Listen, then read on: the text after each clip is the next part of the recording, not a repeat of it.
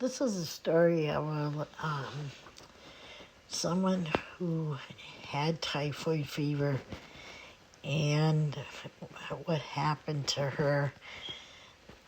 It's happened a long time ago, but it happened in Framingham, Massachusetts. She was born April 16th, 1927, and lived in the suburb of Saxonville.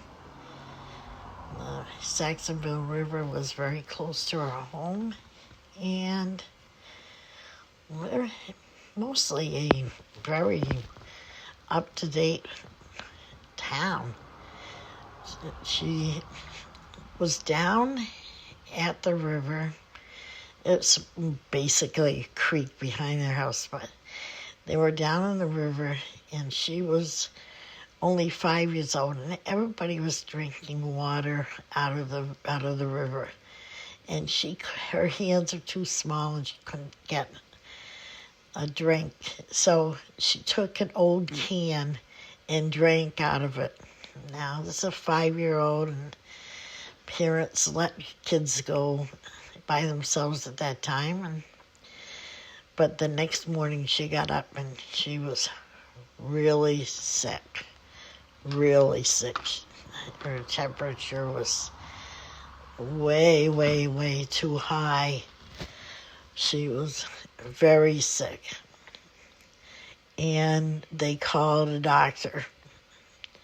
The doctor came and said that she had signs that she might have typhoid fever. Now, this was a terrible blow to the family, because about just almost exactly 30 years ago, their oldest daughter had died of typhoid fever.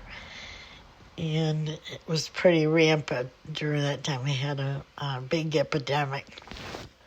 So she was taken in an ambulance to the Framingham hospital, where she was kept in isolation.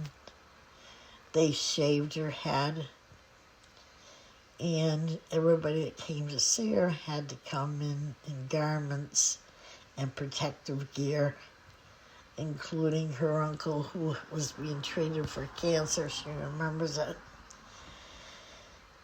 And they kept her there. She was months in recovery. But the year was 1932, and she was treated well and survived. She lived to be 93, had very few problems as a result. But she told me she could remember that they shaved her head, and her hair came back tight curls. Or she said they told her that was something that happened many times with typhoid fever victims. I just wanted people to know that she survived, lived in Berniston for 37 years, and she was okay.